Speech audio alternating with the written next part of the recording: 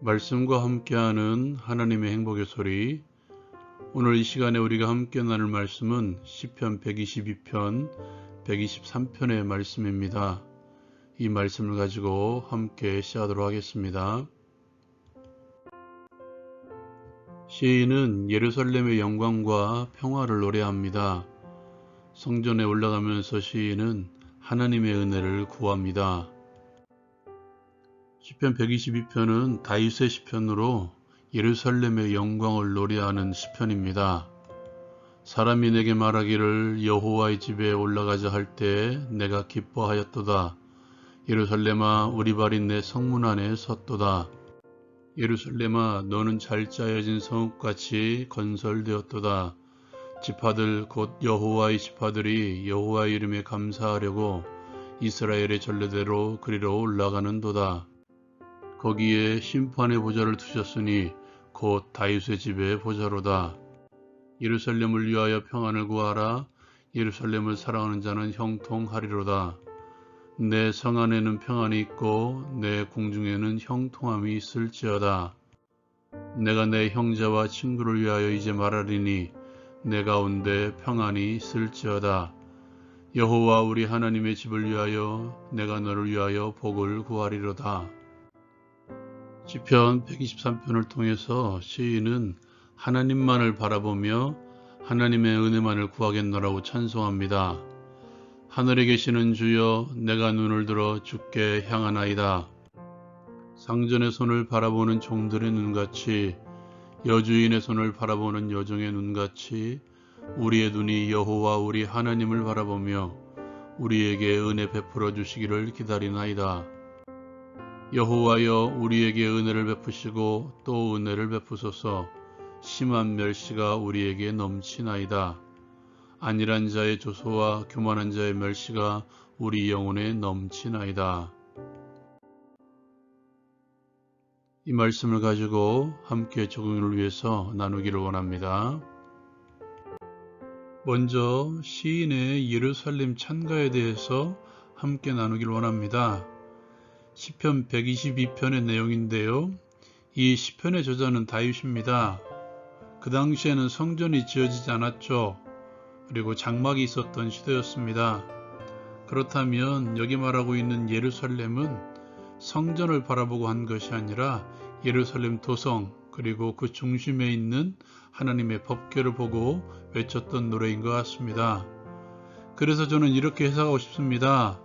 다윗의 눈에 보이는 성전도 성전이었지만 성전을 중심으로 다시 장막에 있는 하나님의 법궤를 중심으로 살아가고 있는 예루살렘 도성 그리고 그 안에서 함께 공동체를 이루고 있는 12지파를 성전으로 생각하지 않았을까?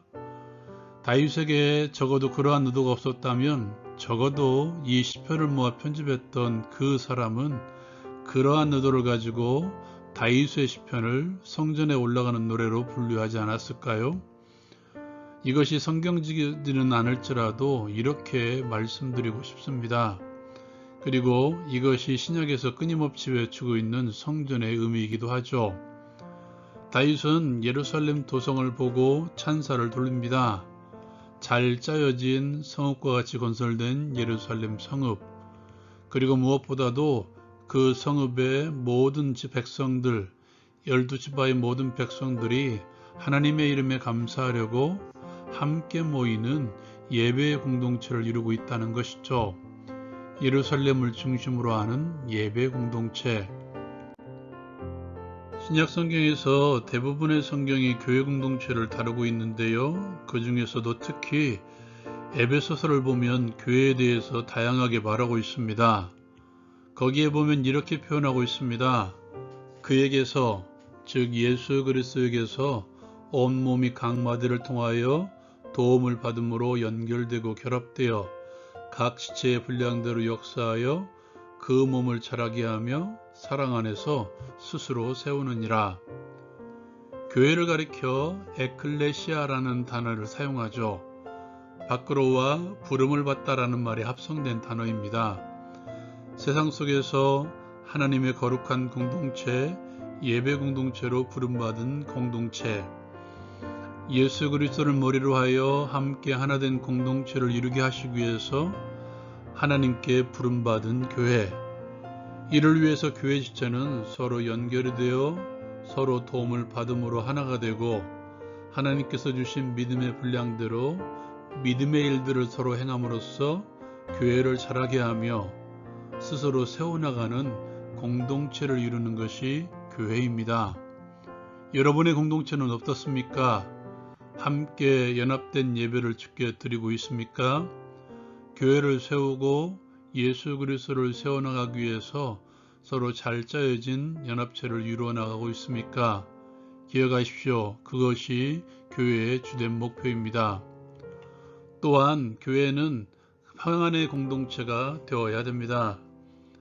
다윗은 예루살렘을 위하여 평안을 구하고 또한 그 안에서 함께 공동체를 이루고 있는 지체들에게 평안을 선포하고 있습니다. 기억하십시오. 교회는 평안을 추구하는 공동체입니다. 교회가 추구하는 평안은 관계의 회복을 통해서 주시는 평안이죠. 에이레네라는 헬라어를 기억하고 있습니까? 하나님과의 관계 회복, 그리고 지체와의 관계 회복, 이러한 회복을 통해서 세상을 향해서 평안을 선포하고 하나님과 더불어 화평케 하는 공동체를 이루는 것이 바로 교회입니다. 이를 위해서 우리는 기도해야 됩니다. 스스로를 포함한 모든 지체들이 하나님과의 관계의 끈이 이어져 하늘의 평안, 에이레네의 평안이 임하게 되려고 기도하십시오. 또한 세상 가운데 있는 많은 반목의 중심지가 아니라 교회를 통해서 세상이 하늘 평안, 그 평안을 경험하게 해달라고 힘껏 기도하십시오. 오늘 시편 123편은 우리가 하나님께 어떻게 기도하며 나가야 되는지 정확하게 보여주고 있습니다. 시인은 온전히 하나님만을 향하고 있습니다. 마치 자신의 모든 것을 손에 쥐고 있는 상전을 바라보는 종의 눈처럼, 자신의 여주인의 은혜의 손길만을 구하는 여종의 눈처럼 하나님의 은혜만을 구하고 있는 이 시인처럼 하나님께만 시선을 두십시오. 하나님께만 시선을 두지 않는다면 이 땅에 에이레네의 평안은 임하지 않습니다. 시인은 오늘 말씀에서 심한 멸시가 넘침을 고백합니다. 안일한 자의 조소와 교만한 자의 멸시가 넘침을 고백하고 있죠. 요즘은 어떻습니까? 어쩌면 지금의 시대의 교회가 마땅히 받아야만 될 것 같은 조롱과 멸시가 지금 교회에 쏟아지고 있습니다. 그럼에도 불구하고 교회와 지체인 우리가 힘써야 될 일은 세상을 향해서 바르게 살아가는 것 그 이상으로 하나님을 향해 은혜를 구해야 됩니다.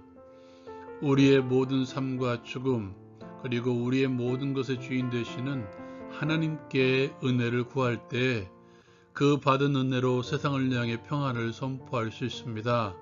기억하십시오. 먼저 시선을 하나님께 두십시오. 그리고 하나님과의 에이레네의 평안을 누리십시오. 그 평안으로 세상 가운데 화평을 선포하십시오. 우리의 시선을 하나님께만 두게 하옵소서. 하나님의 손에 우리의 모든 것이 있음을 기억하게 하옵소서. 하나님께서 주시는 평안의 은혜를 누리며 그 평안을 세상 가운데 선포하게 하옵소서. 예수님의 이름으로 기도합니다. 아멘. 교회 정체성의 제1번은 예수 그리스도를 머리로 하는 하나된 예배 공동체입니다. 이것을 분명히 이루고 세상을 향해 평안을 선포하십시오. 라운큐티 마칩니다.